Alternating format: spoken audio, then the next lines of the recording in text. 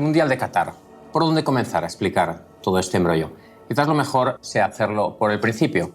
Y el principio de toda esta historia fueron 5 letras escritas sobre un pequeño pedazo de papel.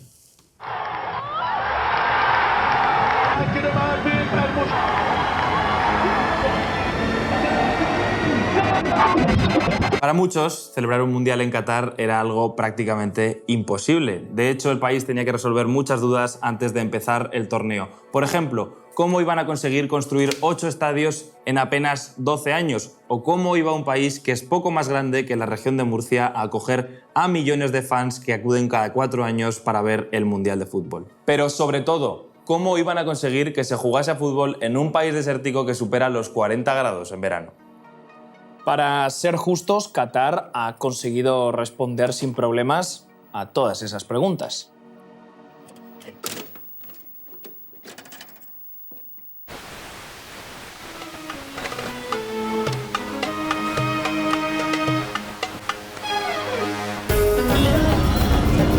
¿Quieres vivir un mundial por todo lo alto? No lo dudes más, el Mundial de Qatar tiene todo lo que necesitas. 8 estadios completamente nuevos y refrigerados por si los jugadores pasan calorcito.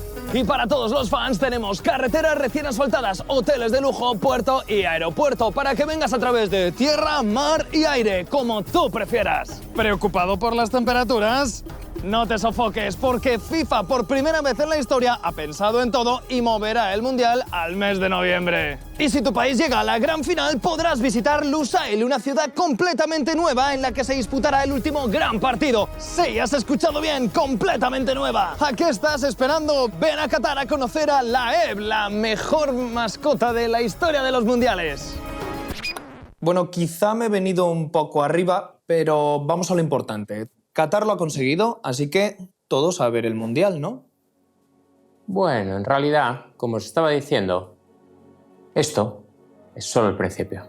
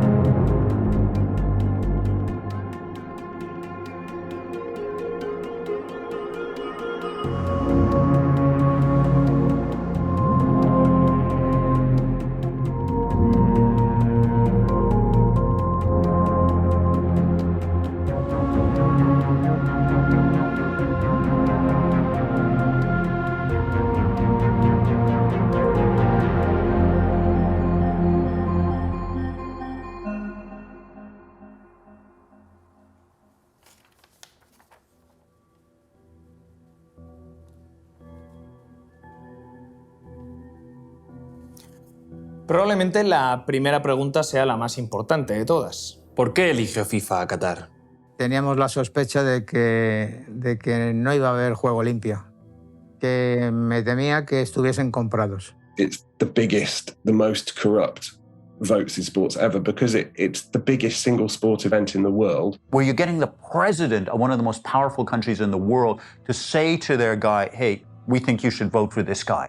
I mean, this is extraordinary. That it was the greedy old men of FIFA getting one last payday before they dropped off the perch. Bueno, un momento, porque antes de seguir tenemos que entender algo mucho más básico.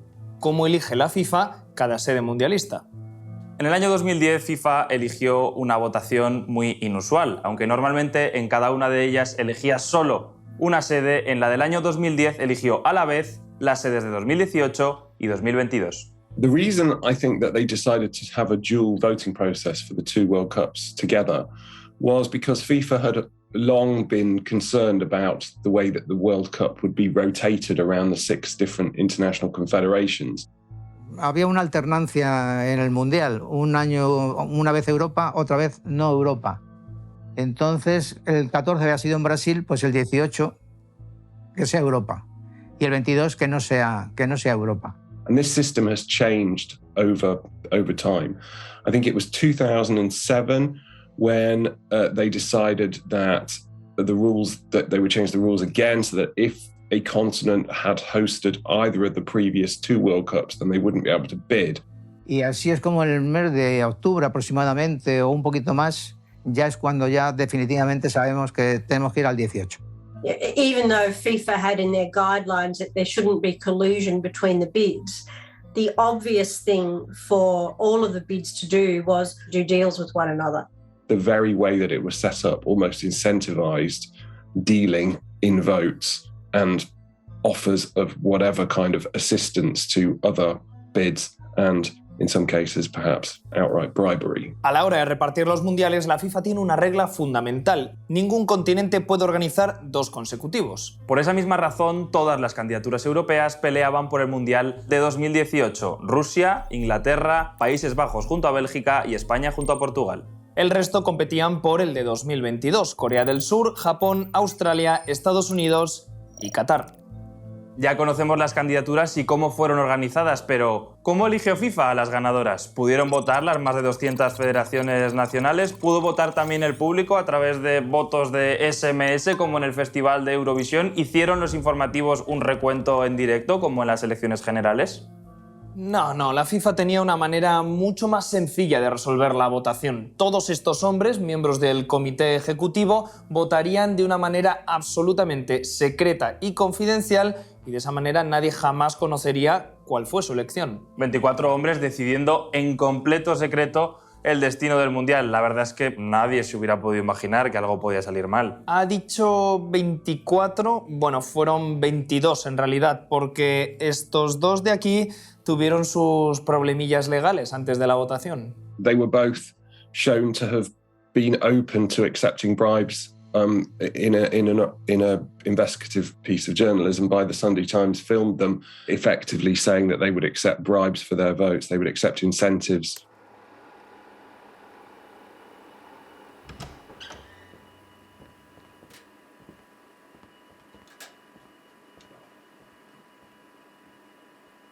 Este no fue un caso aislado. Los rumores de corrupción en torno a FIFA y muchas de las candidaturas se multiplicaron antes de la votación.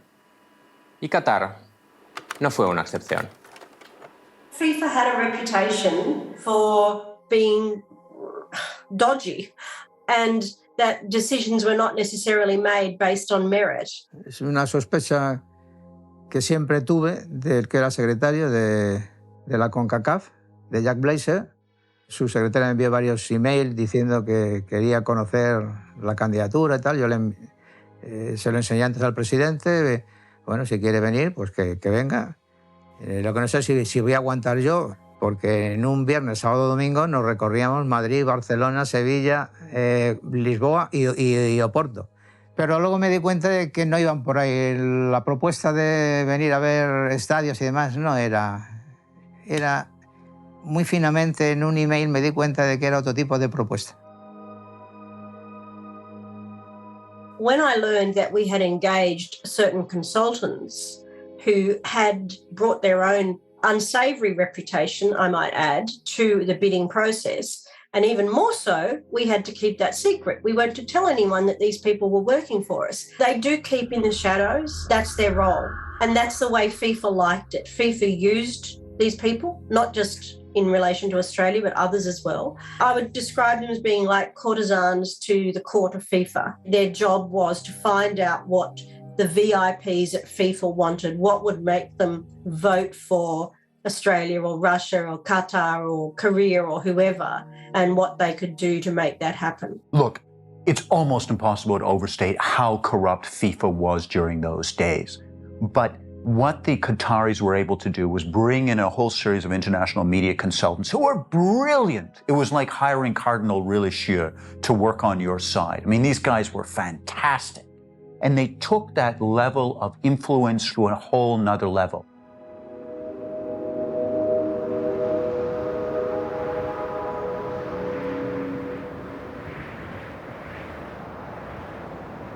So there was a key meeting that took place in Qatar in spring of 2010 when the Deputy Prime Minister of Russia and various senior officials from those two countries met in Doha.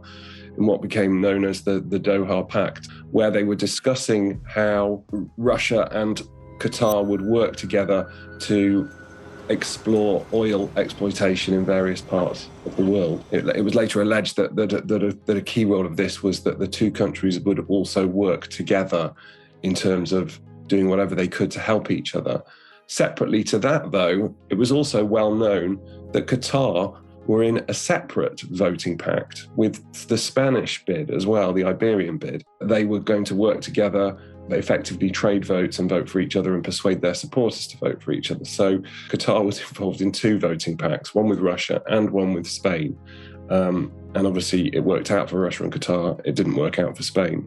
Sí, era lo que decía casi todo el mundo, propiciado por el que fue secretario de la FIFA anteriormente, Zen Rufinen, que no sé si es que estaba comprado o no, pero que sea él que promueva todo esto me pareció siempre muy raro. FIFA siempre decía, estaba muy claro, no collusion, que llaman, o sea, que no se produjeran pactos. Yo entiendo por collusion pactos no éticos. En unas elecciones, sean políticas o sean de lo que sea, cualquier candidato trata de conseguir votos y habla. Una cosa es que compre votos y otra cosa es que hable. Nosotros hemos hablado y me consta que el presidente habló con Qatar, como habló con Corea. Look, there was all kinds of alliances. There were all kinds of shops. There was all kinds of stuff.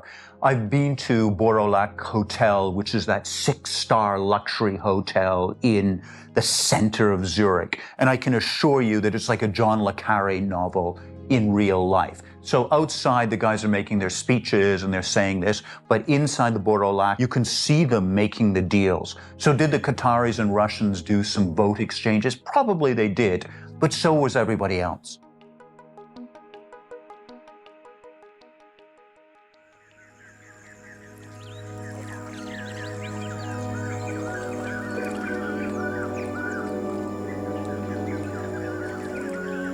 That Grondona and Texera were deeply embedded in all sorts of corrupt activity is well established. They've been, they were accused of and charged with various criminal and fraudulent activities. Well, we don't know all the details of exactly why they charged them with being part of the wire fraud and racketeering conspiracy.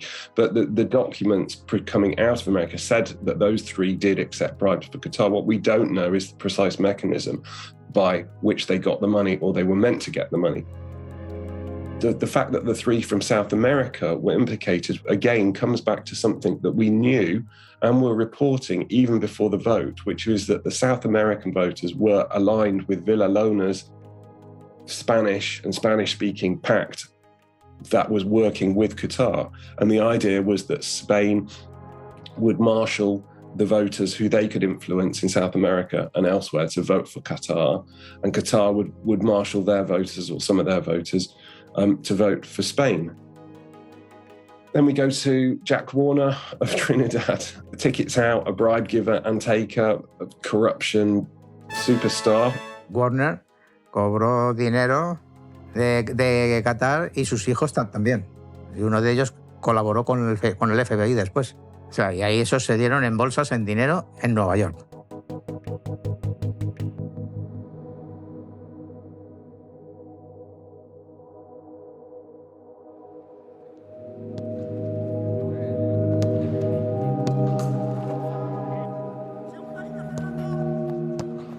The president of the Thai Football Association was instrumental in deciding where the World Cup would be. So, through a former contact of mine, Joe Lim, who was one of the biggest illegal bookmakers in Southeast Asia, they worked a deal so the Thai country got a multi-billion-dollar liquefied natural gas plant. I mean, this is taking the thing to a whole nother level.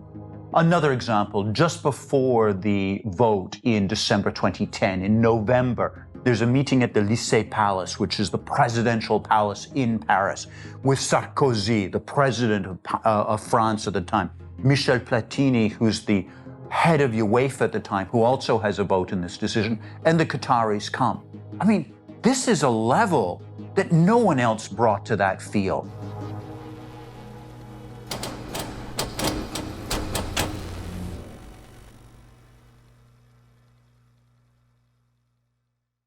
En este contexto, marcado por las acusaciones de corrupción, llegó el momento de la elección, aunque algunos ya se olían que todo estaba decidido antes de votar. Una cosa es lo que yo decía en los últimos días, hablaba cuando me entrevistaban y demás, y otra cosa es lo que yo pensaba. Hay una frase que yo creo que ha quedado ahí: all the fish is sold. Todo el pescado está vendido. Y esa frase la sacaron muchos periódicos. Yo ya sabía por qué estaba vendido, porque tenía la mosca tras la oreja. Y yo la verdad es que cuando me presentaron al comité ejecutivo y vi a todos, solamente por la sonrisa, por las palabras que cruzamos, dije, no nos van a votar. Y luego, antes de entrar a presentar la candidatura, teníamos una entrevista con Blatter, que estuvieron los dos presidentes de gobierno, Zapatero y Sócrates, los dos secretarios y los dos presidentes y yo. Y Blatter dijo una frase que dije, hasta aquí hemos llegado. Siempre hay que buscar un país en que el Producto Interior Bruto pueda subir, como subió en Sudáfrica, 4 puntos. Dije, pues entonces se tendrá que buscar otro país, porque en España en ese momento, pese a la crisis, el Producto Interior Bruto estaba bien. Digo, así que aquí no nos jugamos ya una rosca. A partir de ahí ya, pues bueno, ya la presentación que se hizo, el discurso de Villar, fue un discurso que, bueno, sois todos, cosa que yo no pude entender porque sabía perfectamente lo que estaba pasando. Quiero a la FIFA profundamente, como a todas las confederaciones internacionales del fútbol. El proceso de candidatura es limpio. Digan lo que digan y comenten lo que comenten. Sois honestos, trabajadores. La FIFA es limpia. Hace las cosas con honestidad. Honestidad. Honestidad. Honestidad. Honestidad. Honestidad. Honestidad. Muchísimas gracias. Según Blatter, antes del encuentro entre Sarkozy y Platini, la votación estaba 12-10 a favor de Estados Unidos. Sin embargo, en la mañana posterior a su encuentro con el presidente, Platini anunció que tanto él como otros 3 directivos europeos iban a cambiar su voto a favor de Qatar. El resultado final fue de Qatar 14, Estados Unidos 8. ¡Qatar!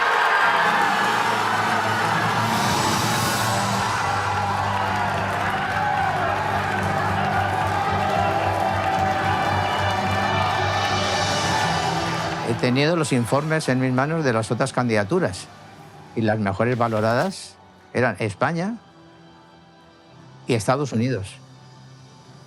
España y Estados Unidos, por la propia FIFA. También un funcionario de FIFA, el día de la elección, me dijo, no entiendo cómo no habéis sido elegidos, porque erais la mejor de lejos. Rusia y Qatar ganaron. Uno podría pensar que eso supondría el final de toda esta historia. Sin embargo, la votación de 2010 no había hecho otra cosa que abrir la caja de Pandora.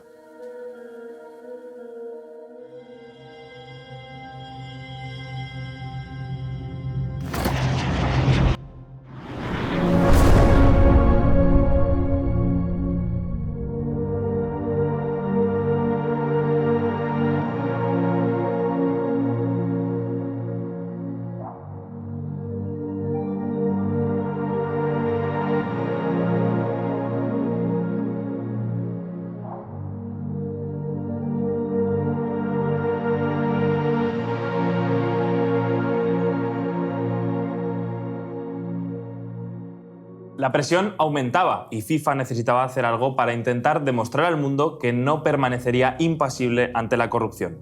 Por esa misma razón, en 2012, FIFA encargó a su comité ético una investigación sobre la votación de 2010. Como líder de esa investigación, nombraron a Michael J. García, un reputado abogado estadounidense que incluso había sonado para dirigir al FBI. Sin embargo, mientras vendía al mundo sus esfuerzos de renovación y lucha contra la corrupción, FIFA no se mostraba tan amable con aquellas personas que estaban tratando de reformar el fútbol desde dentro. As I talked out about FIFA and the bidding process and the FIFA way of doing business, the more I talked about that, the more difficult my life became. There was surveillance conducted against me. I was hacked several times. There were fake websites in my name. There were fake all of the social media accounts, there were fake accounts. There was even a fake Bitcoin account. So there was a deliberate and big strategy orchestrated out of Zurich to get at me and to, I guess, intimidate me and get me to shut up. Finalmente, en el año 2014, FIFA publicó los resultados de esta investigación en el conocido como Informe García.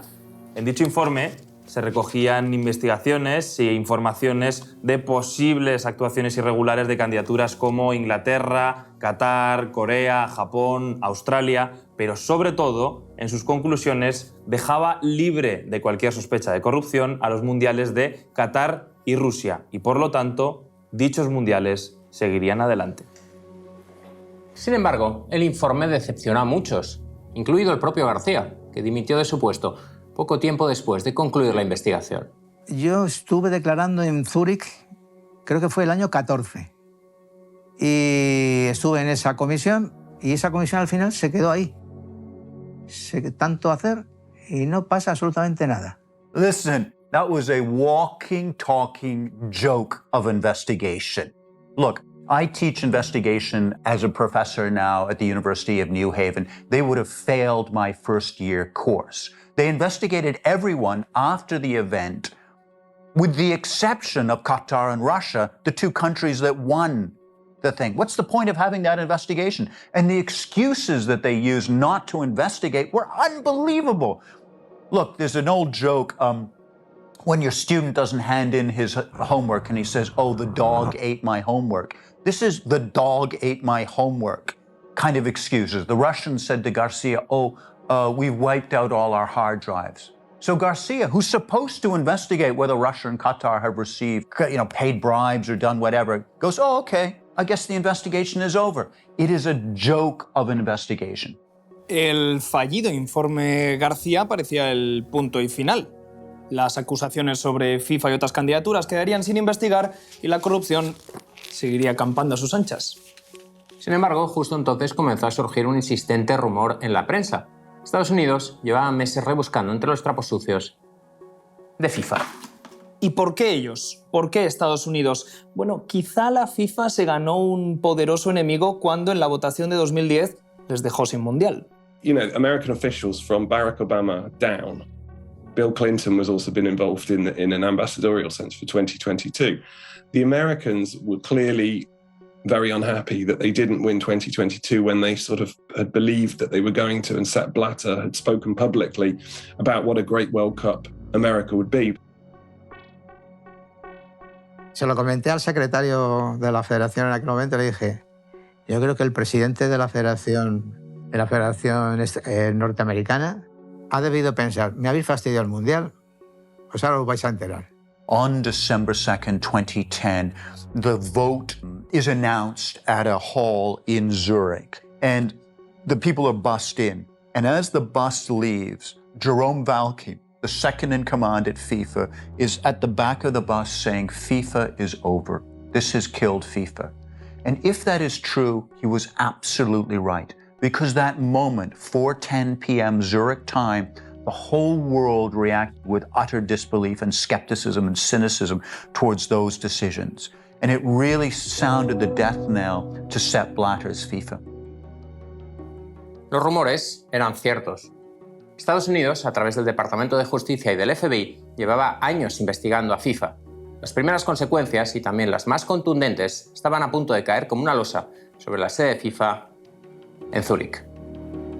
Pero antes de seguir, hay que hablar en este punto de dos personajes fundamentales. El primero de ellos, Andrew Jennings, el primer periodista que empezó a informar sobre la corrupción de FIFA en los años 2000. Y por otro lado, Chuck Blazer, secretario general de la CONCACAF y uno de los hombres más poderosos dentro de la organización. 2009, when Jennings was first met FBI agents in London, there were obviously concerns that there had been a lot of football-related corruption based in America. He set the ball rolling by providing the American authorities with enough evidence of Chuck Blazer's financial wrongdoing.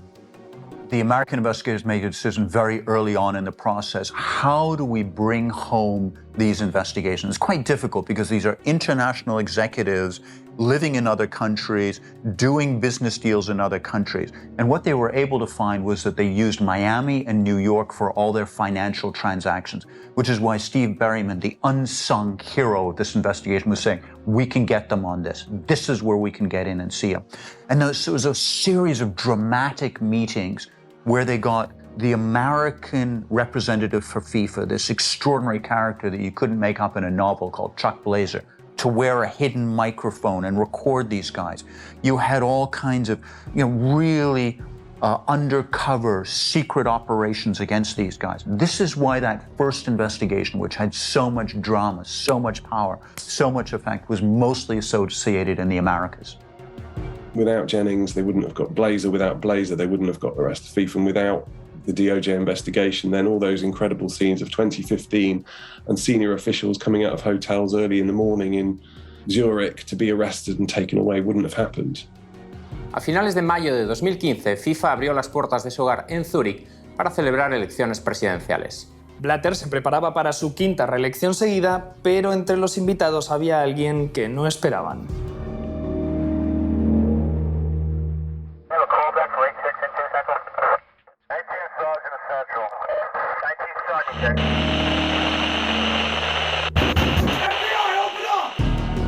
Earlier today, Swiss authorities in Zurich arrested 7 of the defendants charged in this indictment, including the current president of CONCACAF.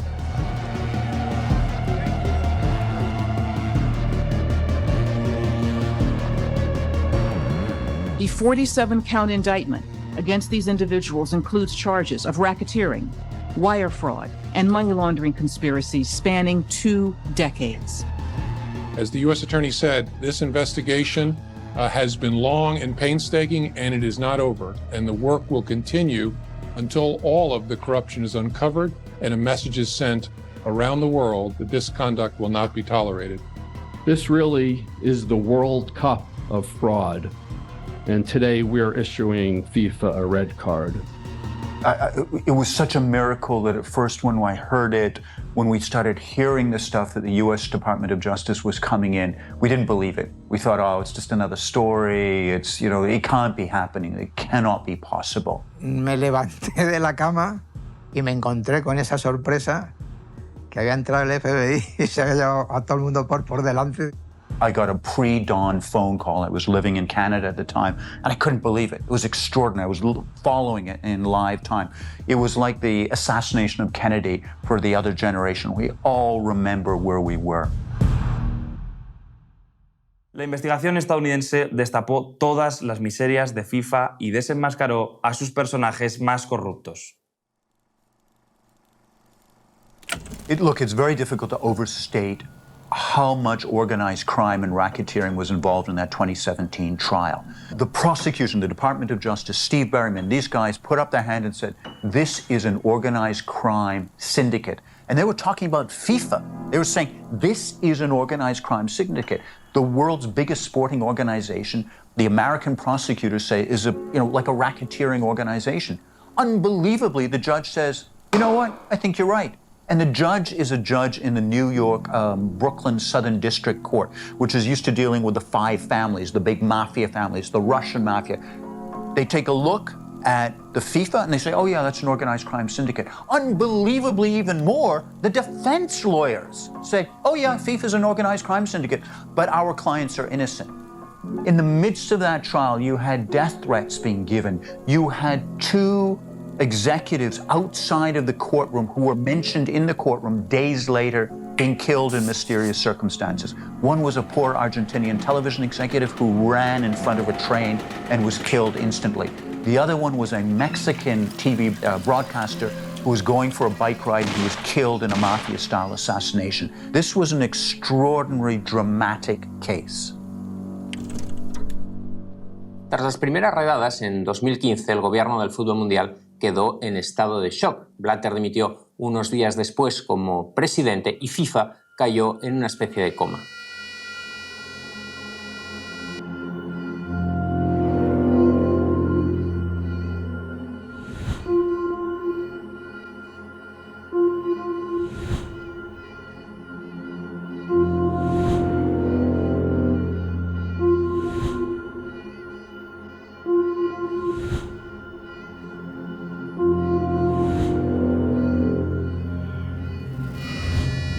¿Y os acordáis de esos 24 tipos que eligieron a Rusia y Qatar en 2010? A día de hoy, estos son los que han sido inhabilitados de sus cargos por malas conductas. Estos otros han sido acusados o condenados en un procedimiento criminal por corrupción. Estos están involucrados en la investigación conducida por el Departamento de Justicia de los Estados Unidos.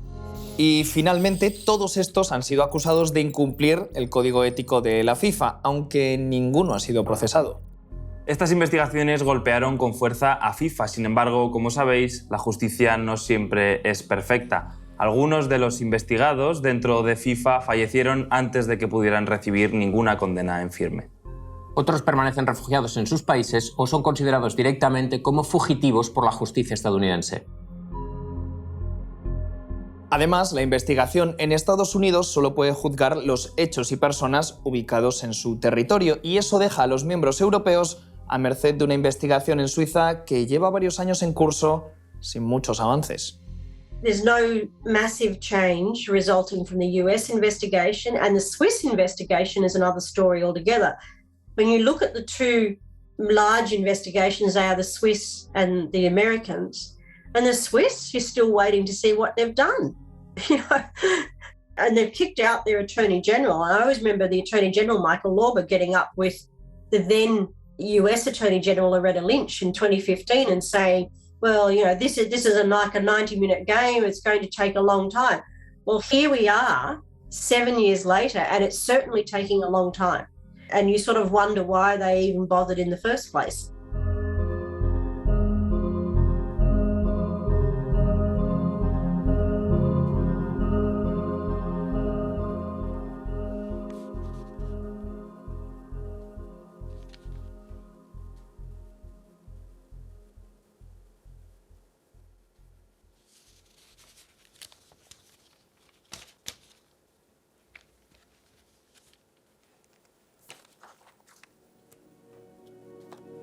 Como habréis observado, hace ya un rato que no hablamos sobre Qatar.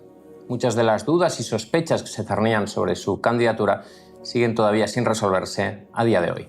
Because one of the important things about the bids, and Qatar says this, Russia says this, Australia says this, all of the bidders will say we didn't do anything wrong. And in terms of the people who work for the bids, I think that's right, that they didn't do anything wrong.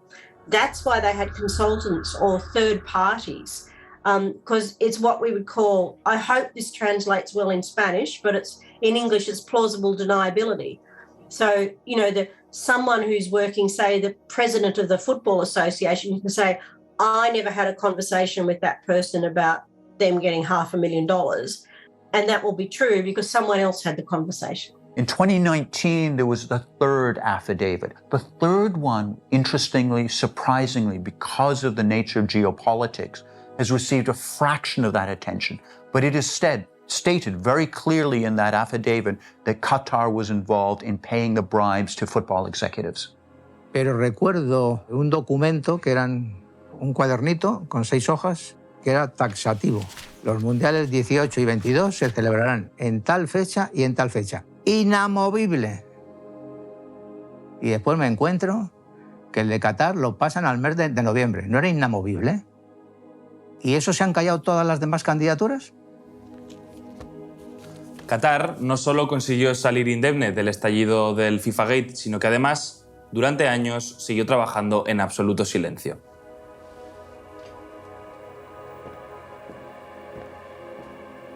Durante los últimos 12 años, el país entero se ha transformado en tiempo récord para convertir en realidad lo que parecía imposible: el Mundial de Qatar 2022.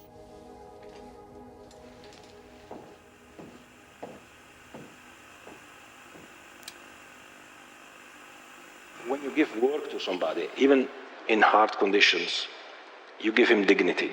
Pride. And pride. It's not charity. You don't make charity. You don't give something to somebody and say, okay, stay where you are. I give you something, I feel good because I can give you something.